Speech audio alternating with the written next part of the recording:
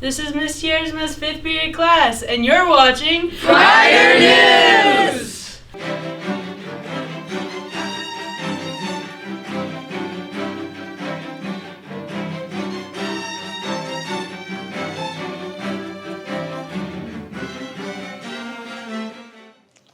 Hello, Rough Riders.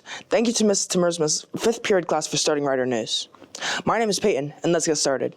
First up, we have our Rider News sports team reporting on location at a recent big soccer victory against Squim. Listen up to their keys to success and future strategies for more wins. What's your name? Taven Lau. All right, what position do you play? I play left center back for varsity soccer. Okay. I know it was a pretty crazy victory last night against Squim. How do you feel about that? I think it was an incredible experience after not beating them for the last 2 years. You know, coming back, beating them on our home field. The atmosphere was incredible. Kind of off to a rocky start at the beginning of the game, but we got back, got our 2 goals that sealed the game for us in the second, late into the first half. Unfortunately, we didn't get to, get any more goals in the second half, but I guess it didn't matter because we won. Game go against Squim.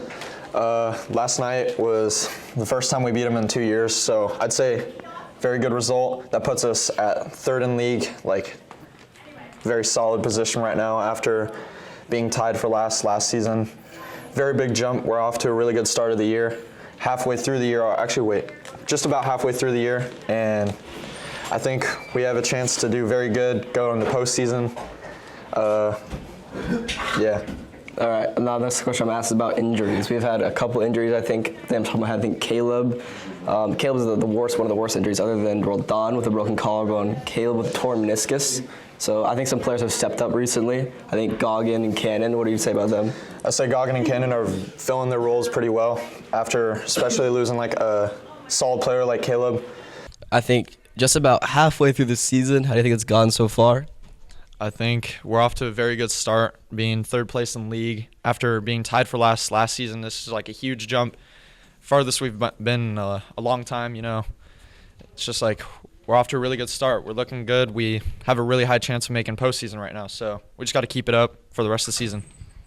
All right, who am I here with today, and what positions do you play for the varsity soccer team? My name is Matthew James Miller. I play striker for the Port Angeles varsity men's soccer team. My name is Jacob Weaver, and I play center defensive mid. All right, last night was pretty crazy with the Squim victory. How do you feel about that, you two? Very happy. You? A win is a win. All right, that's all they have to say. Beating Squim was inspirational. It was motivational. It brought us momentum. I love beating Squim. It's the best team to beat. Rivalry, Rain Shadow Legend Rumble. Really huge win for us. Yep. Obviously a pretty crazy game last night. How do you two feel about it? It was really good to beat Squim. I love beating Squim. Go Riders. It's a really important game. Now we're 2 wins ahead of Squim right now, so good place for the season right now. Thank you, captains. All right, how do you feel about the season so far, especially compared to last season? We've seen a lot of improvement over this year. The team has grown a lot, so just looking forward to the rest of the season. I think we have a great shot at making state, definitely districts. So, yeah, looking forward to it. Yeah, way better than last year. At this time last year, I think we had 1 league win, and this year we have 4. So. All right, what's your name, position? I'm Sawyer, and I play the 6. Yeah, Sawyer is a freshman, and he's starting varsity. I think you've started every single game this year so far. Yeah. And how do you feel about that victory last night against Squim? Good. I really hate Squim. It's really nice to beat them.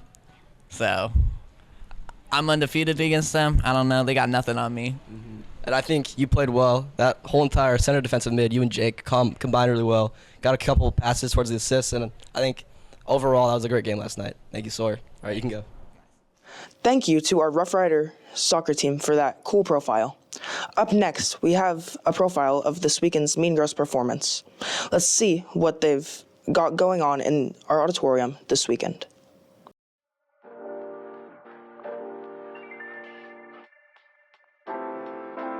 I'm Madison McIntyre, and I'm the stage manager for Mean Girls. I'm Kaylee Mass, and I play a ton of characters for Mean Girls. The production's going pretty good so far. We open pretty soon. The actors have been working hard. I mean, we're doing what we need to be doing, so it looks good. So when you watch the play, just expect to giggle a lot. Expect some great singing. The plot of Mean Girls, in a brief synopsis, Katie Heron lived in Africa for 16 years of her life because her parents were researchers, and then her mom got a new job in America, and so she had to go to high school for the first time and gets involved in a lot of clique stuff. My name is Sage Bateman. I am the Thespian Society advisor, and I'm directing Mean Girls for the Thespian Society. They should expect to see a lot of really talented singers and dancers, and to see a pretty ridiculous and very fun story. The show follows Katie Heron, who moves from Africa to suburban Chicago and is surprised to discover that the girls in the school she's moved to are a little bit more terrifying than the animals she's used to studying.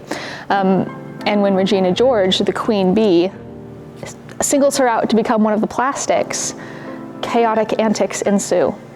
I'm Liam Wiedenhoff. I'm the assistant stage manager for Mean Girls. I'm also the creative director for this show. I've designed the lights and helped with the sound, mics, and just the creative team in general. A lot of the choices that I made with the lights had to do with the feeling of the show. So like Mean Girls, high school, so pink. You want to go pink. There's a lot of different design choices you go into whenever you're choosing all of the lights and sounds and all that.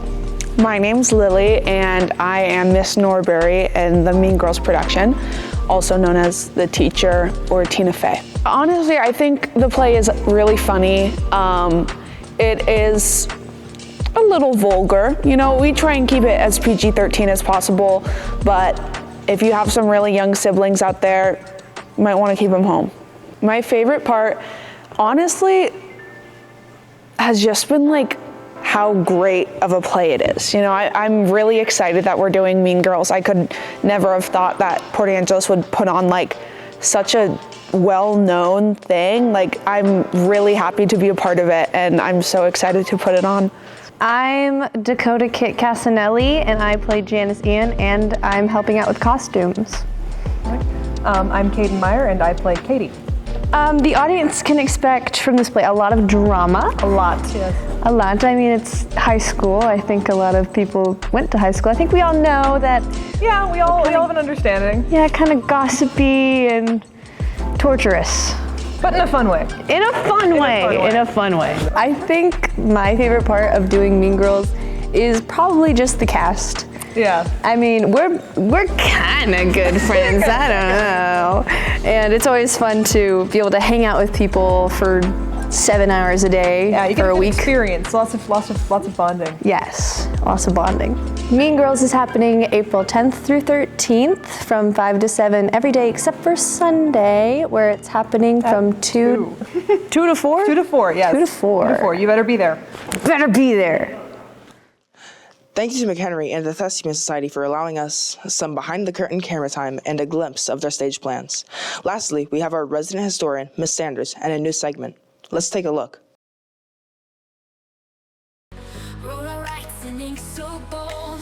Stars and stripes, red, white, and blue. Lincoln fought to set us free. Marching along, we raised our hands for justice here across the land. What's our history with Mrs. Sanders? Hi, Rough Riders. It's Mrs. Sanders, and today I want to take you on a journey through history. Did you know that April is filled with historical events, from declarations of war to the ending of war to inaugurations that really set precedent to birthdays of founding fathers to events that are turning point in America's history? And today I want to take you on an adventure through these moments in the month of April. Let's go. Let's kick things off with a major moment in American history. On April 19, 1775, the American Revolution officially began with the battles of Lexington and Concord. With the shot heard from around the world, the colonies took their first step toward independence. The Civil War is arguably the most defining conflict in American history. It both began and ended in the month of April.